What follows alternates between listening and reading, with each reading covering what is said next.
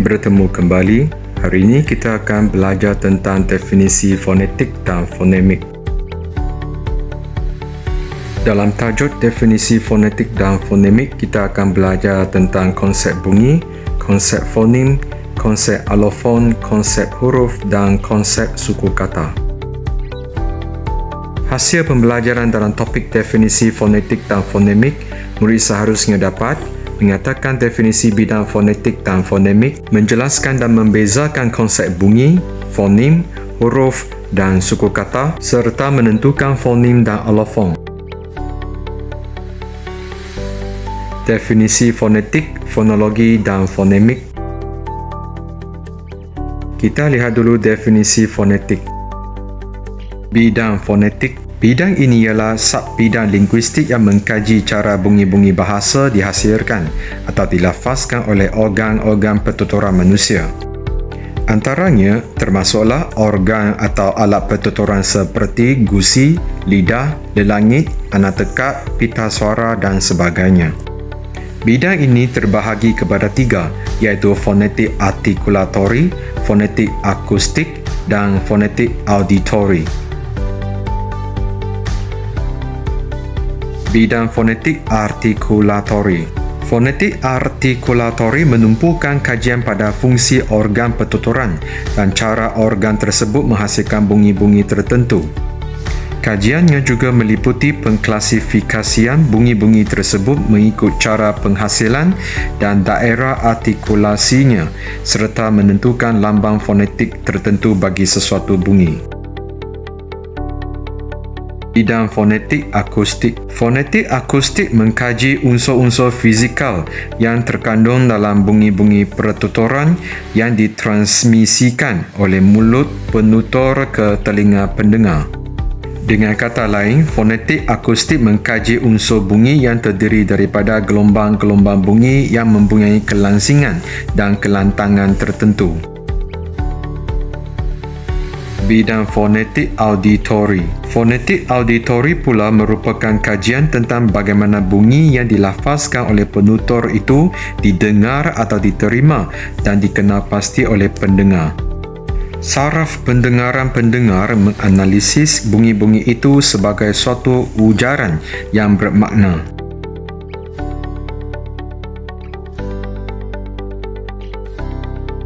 Ini merupakan perbezaan atau rumusan bagi fonetik artikulatori, fonetik akustik dan fonetik auditori.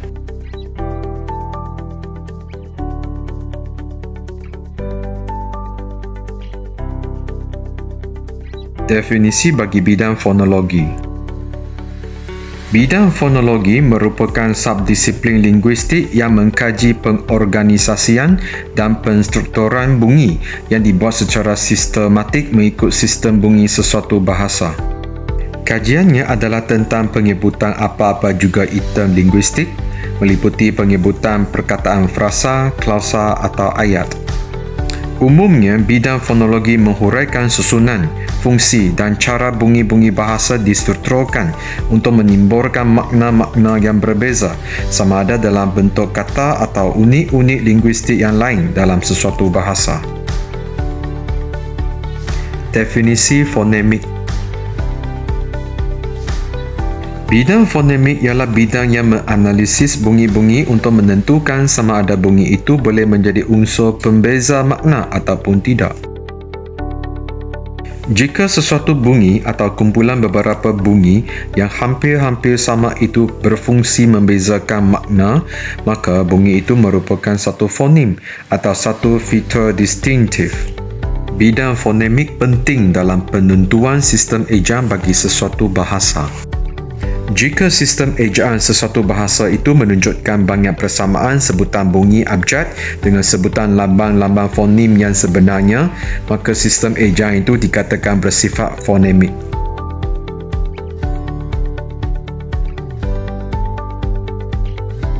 Analisis dibuat dengan melakukan proses pembezaan yang dalam konteks yang disebut pasangan minimal. Dua perkataan yang mempunyai persamaan bunyi yang minimal dibandingkan dan dilihat maknanya. Jika makna perkataan itu berbeza, maka bunyi yang berbeza itu merupakan dua fonem yang berbeza. Mari kita lihat contoh bagi perkataan pandan dan kandan merupakan pasangan minimal kerana yang membezakan kata itu amat minimal, iaitu bunyi P dan K pada awal kata itu. Oleh sebab makna yang berbeza, maka bermakna bunyi P dan K merupakan dua fonem yang berbeza. Ini merupakan perbezaan ataupun rumusan bagi fonetik, fonologi dan fonemik. Konsep bunyi. Bunyi bahasa ialah bunyi-bunyi yang dihasilkan oleh alat-alat pertuturan manusia dan bunyi itu membawa makna. Bunyi bahasa merujuk kepada bunyi-bunyi yang terdapat dalam mana-mana bahasa di dunia dan bunyi-bunyi itu dapat diwakili oleh sesuatu lamban yang sifatnya adalah universal. Sebagai contoh, bunyi B yang dalam abjad ditulis sebagai B dilambangkan oleh lambang fonetik sebagai B.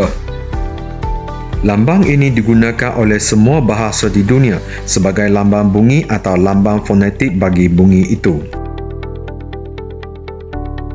Terdapat juga bunyi yang dihasilkan oleh alat artikulasi manusia seperti bunyi batuk, bunyi siulan, bunyi dehem, bunyi tercisak antara hujung lidah dengan gigi dan sebagainya. Tetapi bunyi itu bukanlah bunyi bahasa walaupun mungkin sesetengah kumpulan masyarakat memberikan makna tertentu padanya. Konsep fonem. Fonem ialah unit bahasa yang terkecil yang membezakan makna. Contoh fonem yang tersenarai apabila hadir dalam perkataan boleh membezakan makna. Fonem dikatakan unit penggalan terkecil yang secara tersendiri tidak mempunyai makna. Ia dikatakan unit penggalan kerana ia boleh dipenggal-penggalkan, misalnya perkataan kembar boleh dipenggalkan menjadi fonem K, E, M, B, A dan R. Perkataan-perkataan berikut mempunyai perbezaan bunyi yang minimum tetapi maknanya berbeza. Bunyi yang membezakan makna itulah yang dinamakan fonem. Sila lihat contoh yang diberikan.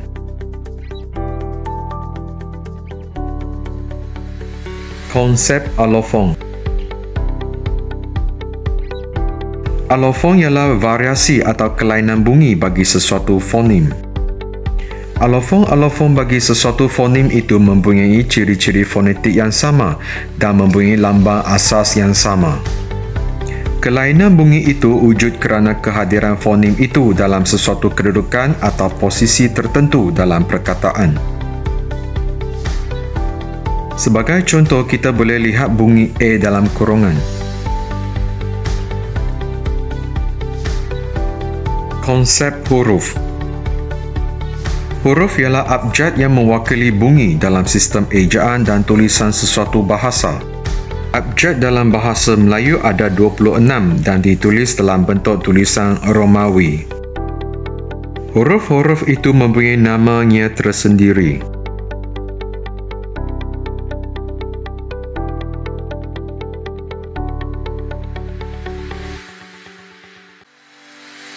Sistem ejaan bahasa Melayu bersifat fonemik kerana lambang huruf yang mewakili sesuatu bunyi sama dengan lambang fonemik sesuatu fonem, seperti huruf P sama dengan lambang fonetik P.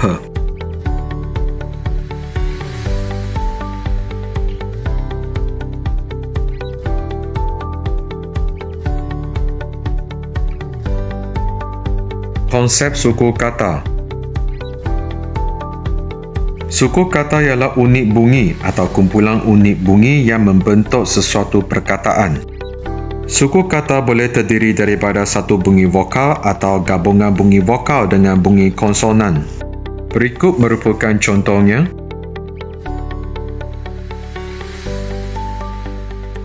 Suku kata mempunyai pola tertentu.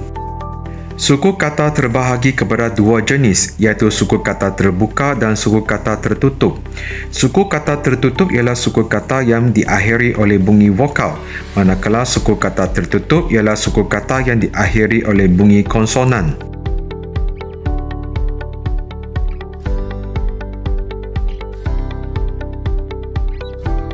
alat pertuturan dan fungsinya. Ini merupakan rajah bagi alat pertuturan.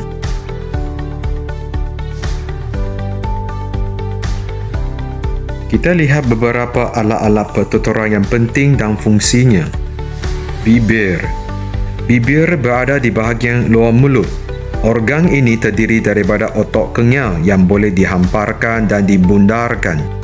Sebagai contoh, bibir berada dalam keadaan bundar ketika menghasilkan bunyi vokal U, manakala ketika menghasilkan vokal I, keadaannya terhampar. Bibir boleh mengikat laluan udara dari rongga mulut. Misalnya, kedua-dua bibir dirapatkan untuk mengikat laluan udara semasa membunyikan bunyi M.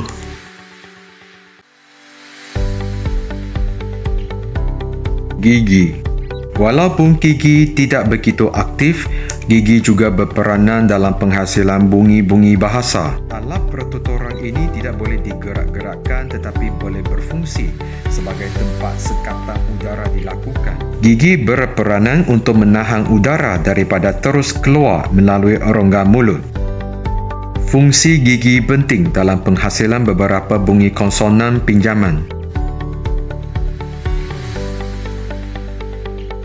Gusi. Gusi terletak selepas gigi hingga lelangit keras. Keadaannya cembung dan berperanan sebagai daerah artikulasi, iaitu tempat sekatan atau sempitan udara dilakukan oleh bahagian lidah tertentu semasa menghasilkan sesuatu bunyi. Lidah. Lidah ialah alat pertuturan yang paling penting dalam penghasilan bunyi-bunyi bahasa. Lidah terbahagi kepada 6 bahagian, iaitu hujung lidah, daun lidah, depan lidah, tengah lidah, belakang lidah dan akar lidah. Bahagian-bahagian ini boleh digerak-gerakkan, misalnya dinaikkan atau diturunkan untuk mengikat atau menyempitkan laluan udara di rongga mulut. Hujung lidah merupakan alat artikulasi yang paling aktif dan disebutkan sebagai artikulator. Lelangit. Lelangit terbahagi kepada 2 bahagian, iaitu lelangit keras dan lelangit lembut. Kedudukan lelangit keras adalah selepas gusi dan bahagian ini keadaannya agak keras. Manakala bahagian yang bersambung dengannya ialah lelangit lembut. Bahagian lelangit lembut bersambung dengan anak tekak. Bunyi sengau akan terbentuk apabila lelangit lembut dan anak tekak diturunkan, rongga mulut tertutup dan udara keluar melalui rongga hidung.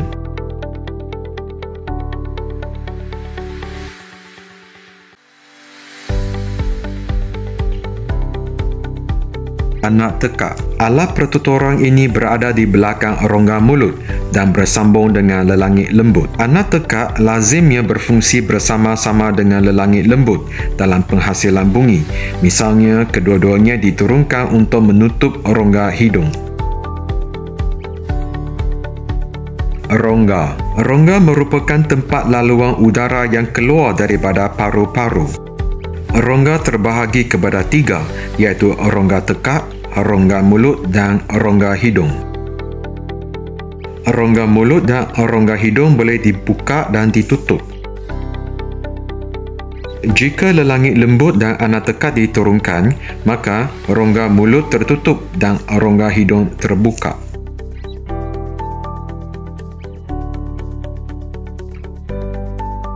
Pita suara. Pita suara terletak dalam rang tenggorok.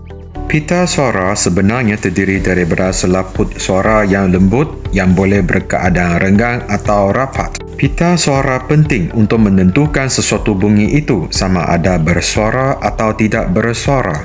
Jika semasa udara keluar melaluinya, pita suara berada dalam keadaan hampir-hampir rapat, maka akan berlaku getaran pada pita suara.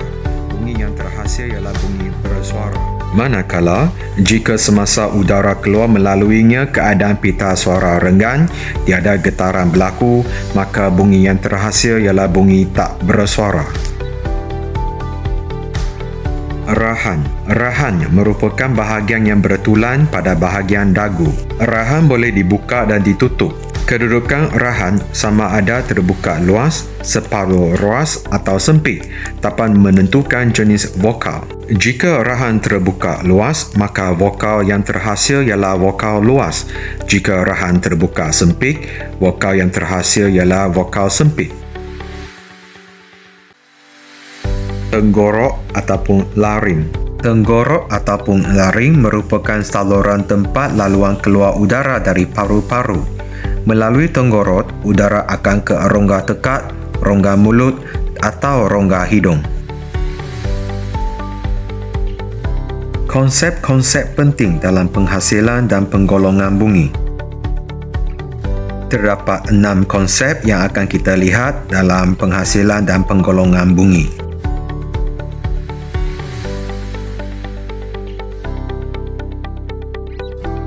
Artikulator. Artikulator ialah organ pertuturan yang boleh digerak-gerakkan. Artikulator yang paling aktif ialah hujung lidah. Alat ini boleh dinaikkan, dikedepankan atau digerakkan ke belakang. Bahagian depan, tengah dan belakang lidah juga boleh digerakkan. Kebanyakan artikulator ialah organ pertuturan yang terletak pada bahagian bawah rongga mulut. Daerah artikulasi. Daerah artikulasi ialah bahagian yang menjadi tempat berlakunya sekatan atau gangguan udara oleh artikulator dalam penghasilan bunyi-bunyi bahasa. Sebagai contoh, gusi ialah daerah artikulasi bagi penyebutan bunyi t, kerana sewaktu penghasilannya, bunyi lidah diletakkan pada gusi untuk menyekat laluan udara. Daerah artikulasi terletak pada bahagian atas rongga mulut. Bunyi bersuara. Bunyi bersuara ialah bunyi yang semasa penghasilannya keadaan pita suara berkeadaan rapat. Apabila udara keluar melaluinya, pita suara bergetar. Bunyi yang terhasil ialah bunyi bersuara. Contohnya bunyi b dan d. Bunyi tak bersuara. Bunyi tak bersuara ialah bunyi yang sewaktu penghasilannya keadaan pita suara renggan. Dan ketika udara yang keluar melaluinya, pita suara itu tidak bergetar. Contohnya ialah bunyi p dan t. Pasangan minimal. Pasangan minimal ialah pasangan kata yang mempunyai perbezaan bunyi yang minimal, iaitu hanya satu bunyi, tetapi perbezaan bunyi itu membawa makna yang berbeza pada perkataan-perkataan itu. Contohnya seperti beran dan peran.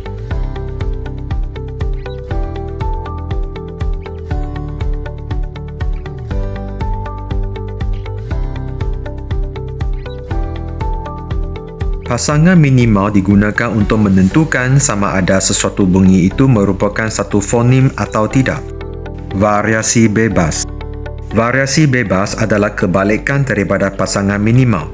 Variasi bebas ialah pasangan kata yang mempunyai perbezaan bunyi yang minimal juga, tetapi ia tidak membezakan makna. Contohnya fikir dan pikir. Walaupun wujud perbezaan bunyi yang minimal, tetapi tiada perbezaan makna.